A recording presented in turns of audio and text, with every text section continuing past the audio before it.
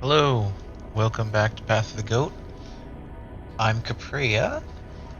I am one win away from getting Mythic status on Magic the Gathering Arena. With this homebrew deck I've been practicing with, and since I was so close to getting this accomplishment, I thought I'd record it and stream it and give my feedback on it.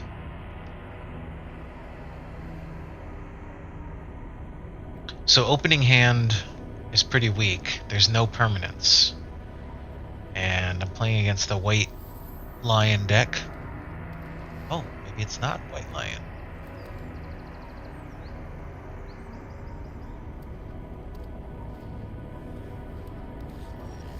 Yeah, okay.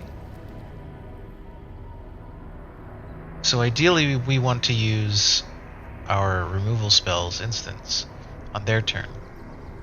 Because when they play their heroes, their characters, their creatures on their turn, you are given the opportunity to make a choice. You can kill the thing they just summoned,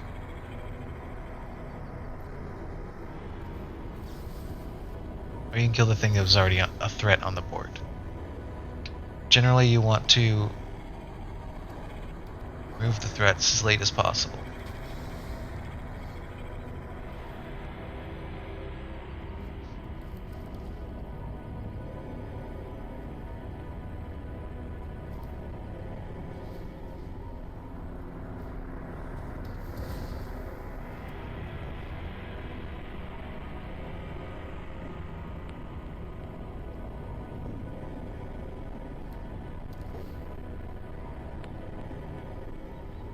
I've gone back and been reviewing some of the videos that I've made this last year. Turns out I started streaming about this time last year. It's my anniversary.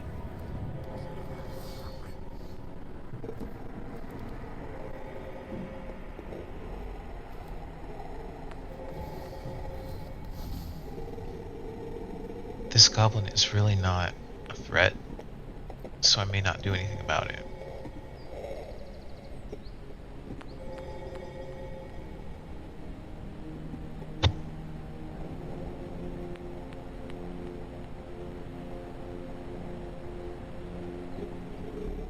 I've been getting some exercise, not as much as I need to, but I am doing stuff daily.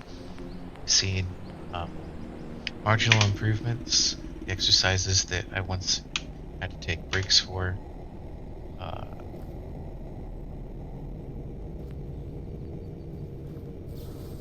I can now complete without stopping. I have a pull-up bar that I hang from for duration, and initially I couldn't even stay 10 seconds, and I could go much longer than that. I know that doesn't sound very impressive. It's not that impressive to me either.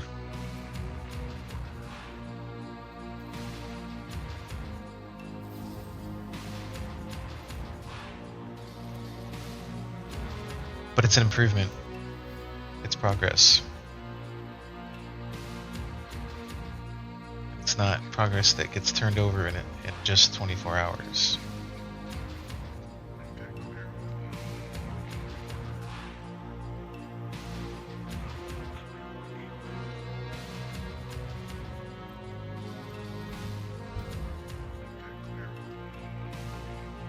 So I can't wait for him to use this spell, and then when I do, take out the Vampire Nighthawk.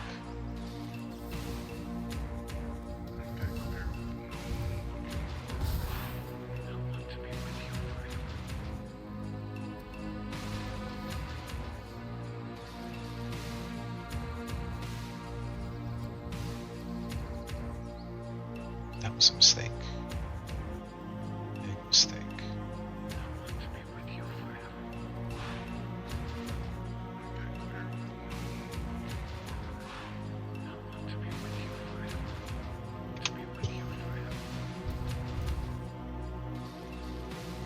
If this is the game that gets me to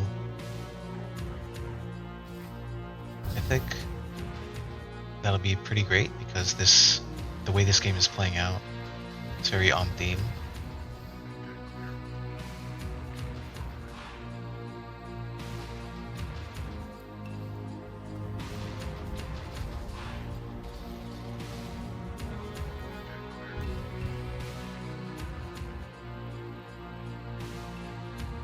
I noticed that Twitch cuts off some of the things that I say. In the past, when I've tried to say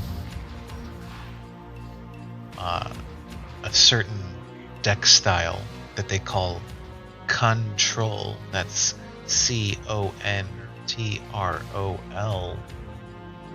that the first half of that word gets muted or unemphasized, like disemphasized.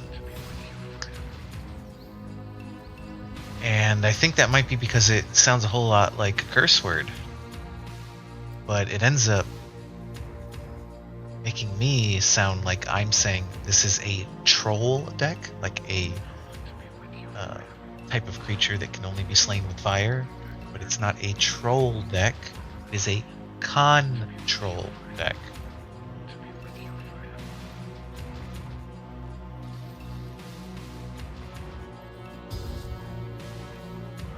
Control decks aren't trying to burn down the enemy as fast as possible. They're trying to outlast them in resources.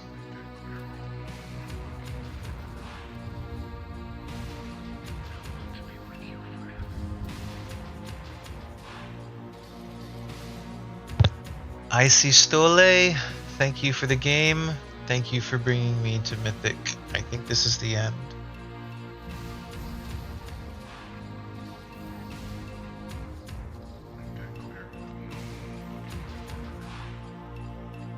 Did I do it? It's my level up. There it is. Look at that. That was it. It's never disappointing. So now I'll do a review of the deck that got me to Mythic.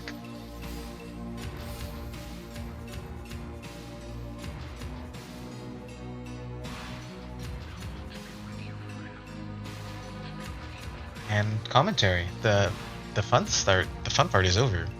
Okay. Cecil, Dark Knight, or Cecil. He plays a very critical role in being an early defender. That 1 black mana for a 2/3 with Death Touch is really important against red decks, against green decks. Not as important against blue decks, but blue decks will waste their unsummons on him. So Cecil is really, really good, but I find it awkward to have multiple legendary copies of the same card, so I don't want to have multiple copies of Cecil, or any other legendary for that matter. So Cecil's great. If you don't have Cecil, you can put in another 1-drop with Death Touch. It's mainly there to deal with red. When Cecil is on the board, don't attack with him. He's there to defend. Desperate Measures, this can go if you want to trade it for something else. I have found it very useful to get that small card advantage that I need, because this deck relies on card advantage. Tiny Bones, great 1-drop. I put it in every black deck. Not much to say about it other than this card is an MVP of like any deck. He may not do much because he gets removed real quick. The threat for 1 mana is incredible. Bandit's Talent, this is what the whole deck is based around. Without this card, this deck would not be possible. The Burglar Rats play into the discard. Got 4 Burglar Rats, 4 Bandit's Talents. That tells you how important they are to the deck. This is an uncommon and a common. Demon Wall. Again, the theme of having choices to repel red is important. I found the Demon Wall was needed in the 2-drop spot. Oh, thank you for following. I'm just pretty much ending my stream after I do this analysis of the deck. Feed the Cycle complements with the other 2 mana shots, the 2-drop slot for removal. Feed the Cycle is generic enough that it can deal with Planeswalkers if it needs to. Fell, you can swap these in and out depending on what you're facing, but I recommend a variety of removal in the 2-slot category. So I've got Feed the Cycle, Fell, and Shoot the Sheriff. So that's 3, 4, 5, 6, 7. It's like 8 instant speed removals. Poison the Waters. I've find that the game is so much easier when I know what my opponent has. So if you can use Duress, that'll accomplish the same thing. I just wanted to know what they're holding in their hand, what they're holding back, and Poison Waters helps me do that because it's guaranteed to remove something.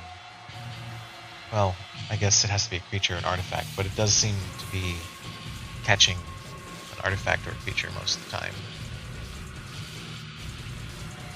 Terminus of Return, it accelerates our mana curve. That's its main use. I actually don't get to use the mana ability here, the 7 mana costing tap ability. It's cool, but most games don't go that long, and when they do go that long, that's usually a whole lot of mana to spend on something that's not going to have an immediate turn on that turn. It's spending 7 mana to do something next turn, and the creatures in this deck they're not incredible. Tiny Bones, Bobble Burglar, not great. You should probably replace this with something else. He's not been turning out so great, but he got me all the way to Mythic, so it can't be that bad. He works in synergy with the Burglar Rats and Bandit Talents, so you can reuse their cards, especially effective against white decks. If you can put this down, keep it on the board against white decks, it's really good at stealing their removals. Malicious Eclipse for those bunny decks, also some green decks, works good against them. Corsi Revenant is really good for graveyard mechanics, so sometimes you're forced to discard. These are the cards that you want to discard. Discard Corsi Revenant, or when they end up in, you get milled. It allows you to use this renew mechanic, which is, it's all right, but it's not great, but it gives you an option, and that's something that's really important in the decks that I make, is that I want a lot of options. I had a lot of one shot cards in here because I like options in my hand. Another 3-slot is the Thought Stalker. These guys are cool. You only need one of them. I don't think more is suitable because the Unstoppable Slasher is just too good to pass up. I would like to have 4 of these. I have 4 of them. Like, I could put up to 4 in this deck, but if you can deal with 1 slasher, you can deal with 4 usually. At 2, at least put 1. Definitely put 1. Probably not 4. Withering Torment, another removal, gives me a little bit of versatility, but can also remove white exile cards